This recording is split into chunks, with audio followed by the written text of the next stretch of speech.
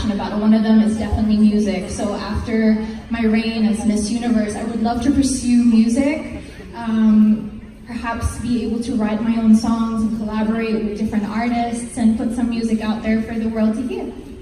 We're excited to watch out for that, for the new album, Catriona Gray. Okay, here from Grace Libero from Metro Style, her question is, can you share your learnings from the New York Fashion Week talks you attended?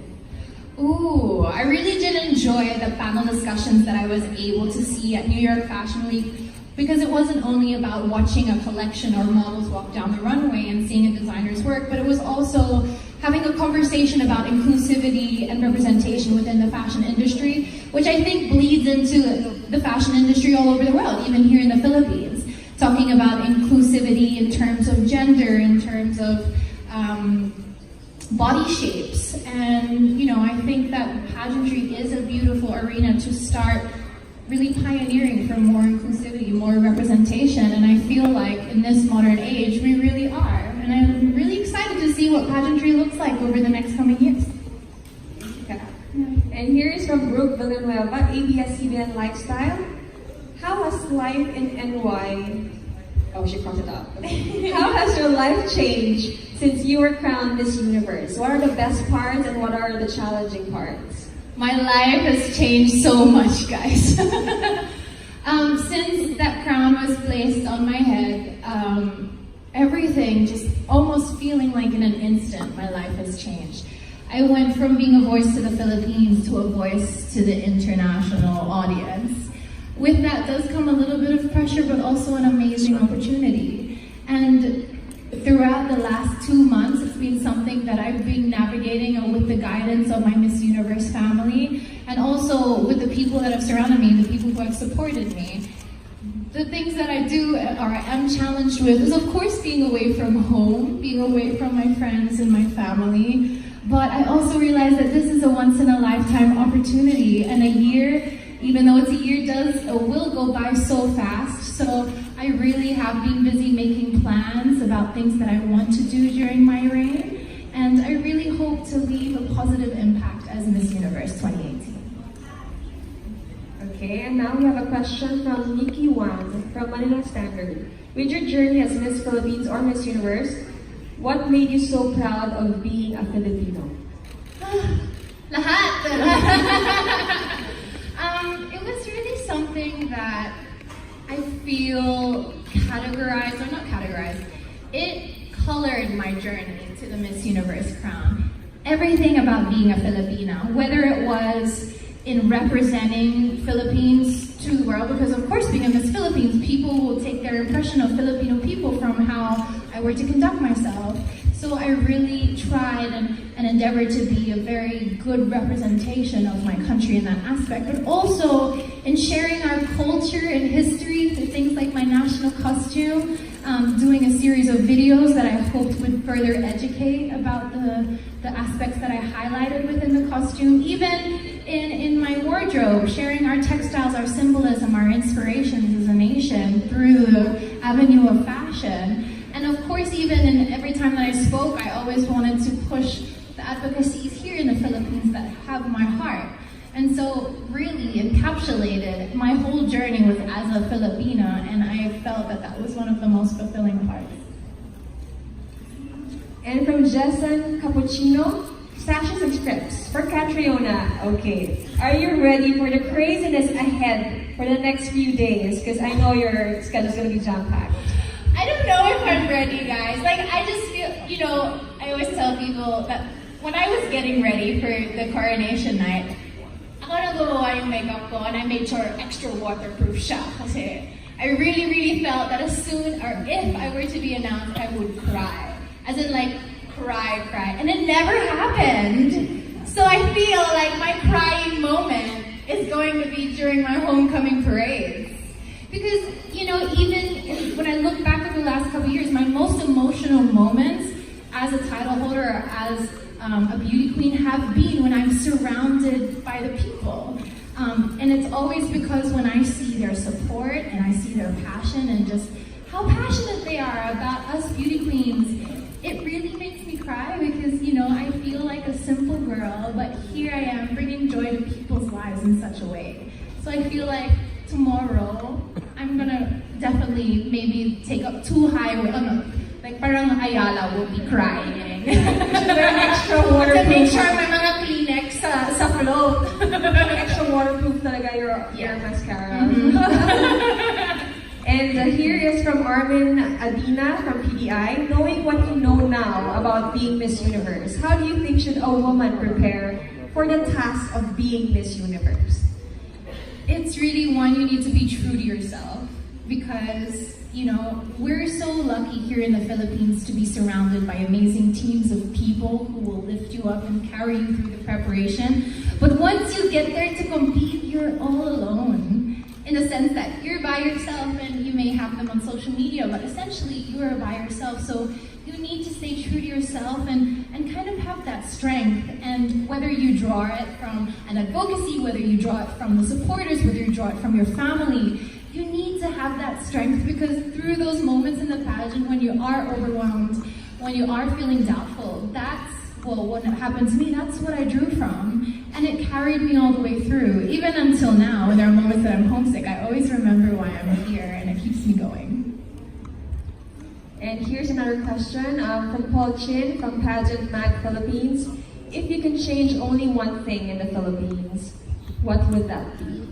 Ooh.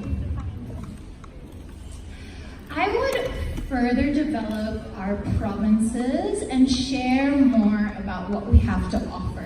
Not just in the publicized places like Boracay and Manila and Palawan, but you know, in all the different places that we have in the Philippines, in Mindanao, in Visayas, where people might not necessarily think of to visit or that take interest in.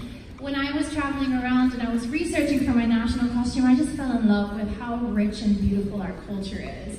And I feel like if people would only know how much we have to offer, they would see how unique Philippines is and they would have a reignited passion or desire to explore the Philippines, not just in a touristy way, but to come into a full appreciation of what the Philippines is as a nation and what we have to offer. That's true. Mm-mm. And here's another question. It's from Eton Concepcion of UNTV. Among your many advocacies as Miss Universe, which among them are included in your grand homecoming itineraries and why? Ooh, well, I definitely am having a full charity day with Young Focus, which is my education-based organization in Smoky Mountain, Tondo, Manila. Second is Love Yourself Philippines, which is a volunteer-run HIV/AIDS organization that offers free guidance, treatment, and counseling for those affected. And I also have a day for meeting charities and Smile Train. So I really am so happy that I get to spend time with those charities, especially my own charities, and kind of touch base with them and see how everything has developed so far because I know I've been, for example, communicating with the owner of Young Focus. They've been receiving amazing blessings since Miss Universe, and I would love to see how that's affected their programs and also discuss, like, how can I help going forward? I think you've given a really great voice for all of your advocacy. So we thank you. Just being there and being supportive. You've done so many things for them already. So we're looking forward to what you can do pa in your reign. And here's another question, okay, from Celso Caparas on Philippine Star. Describe Catriona Gray before you were crowned and after you were crowned as Miss Universe 2018. Oh, that's a nice question. Thank you. You're welcome. And then siya, yun, Sister Celso. It's hard. One word lang daw. I know, right? The reason I'm struggling with this is because I don't feel different as a person. I just feel like I've been afforded or given this huge platform. So, but I'm my serenade. Before Miss Universe, I would say, okay, here we go. I would say driven, because up until the very last moment, like, I won't say that I was so competitive that I lost the heart of why I was there, but I really was focused. You can ask my team, like, I really focused talaga. That's just the person that I am. But then after Miss Universe,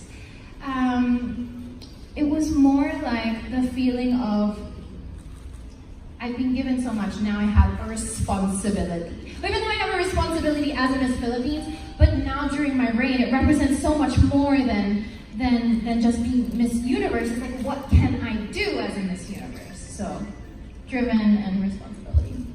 Thank you for that question. I like that question, thank you.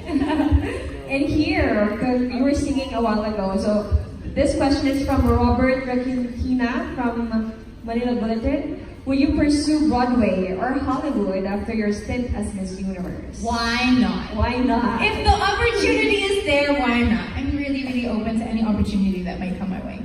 Especially Broadway. You guys know I love Broadway.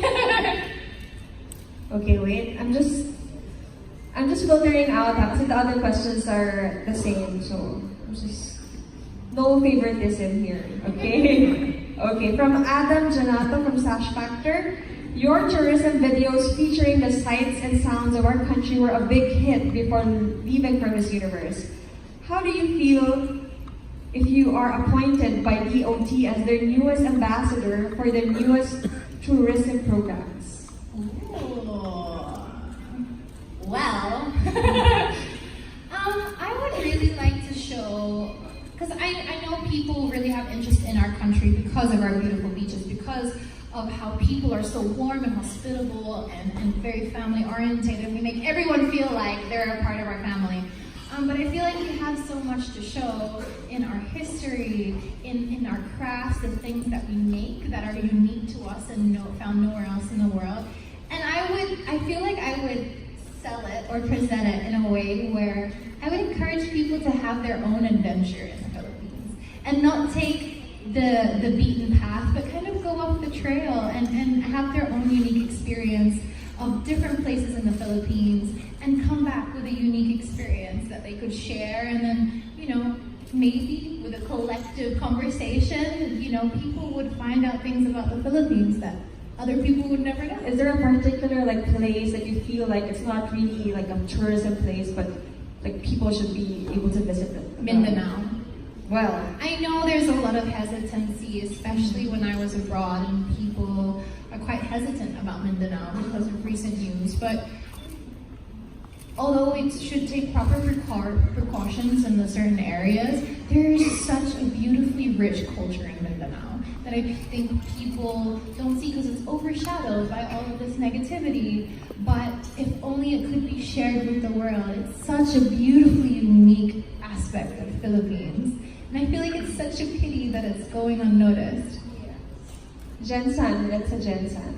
Jensen. Promote. Okay, here, I'm sure a lot of people are curious about the moment, the crowning moment in Miss Universe. So, you and Miss South Africa were holding hands. What were you saying to each other while waiting for the announcement? I've been asked this so many times, and I can only imagine how many people have tried to read lips, replaying and reading lips. Well, just to describe that moment, it's really crazy because imagine that this whole how many months girls prepare and all the competition comes down to that one moment where it's the top two, and you kind of get blocked up into your own world because the spotlight comes on and it's almost like it's just me and Tamarin, which is Miss South Africa. And my mom even asked me, why am I twiddling thumbs? I don't know, it's just I feel like it's a comforting thing, but I don't know. But anyways, I was saying to her, I'm so happy to be here with you. I know you do amazing whatever happens. And then she said, you too, babe, you too. So now you guys know what the lips are saying. Thank you for sharing with us what happened during the crowning moment. And here, I think do you still have more questions? Kasi medyo paubos na ito. Okay. So, I'm just looking at, this one is from Ethan Concepcion from UNTV. Some celebrities can't handle fame. How do you keep your feet on the ground? Oh my gosh. This is something that I feel like I will really be tested on this year. Just because really as a title holder, you're flung into that platform overnight. There's no gradual build. It's just you're crowned and then you're there. But I always just remind myself, why I do what I do, why I am Miss Universe, why I pursued this in the first place. And that for me is my advocacy. That for me was to give that organization or that cause a voice on a bigger platform.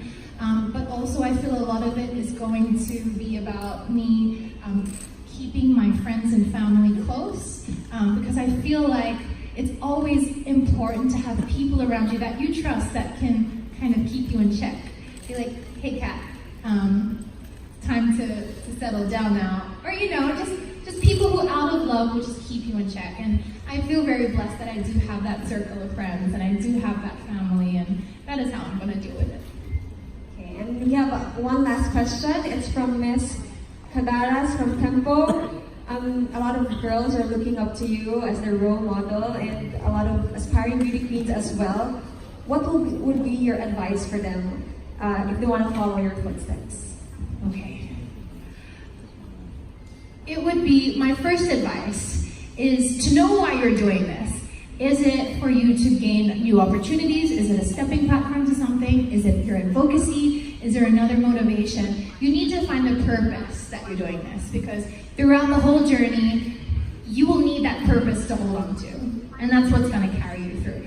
Two, it would be really to keep true to what you want, or your vision. This is really important for me, pursuing pageantry this time, entering into Bini Bini, keeping true to my vision, and that meant for me to be really hands-on in all aspects. Wardrobe, presentation, national costume, everything. And I was so blessed to be surrounded by a team who really allowed me to bring my vision to life.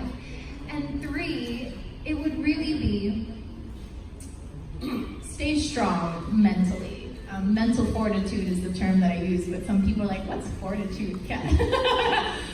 Mental fortitude just means that, especially being a Filipina or a Filipino beauty queen, being from one of the biggest social media newsy nations in the world, you will be bombarded on social media, good and bad. And that's just a part of it. That's a part of the arena that we're in. But you need to be strong in your mind to know how to filter or how to not let it affect you or get you down to the extent that you're hindering pursuing your dream. So be those things.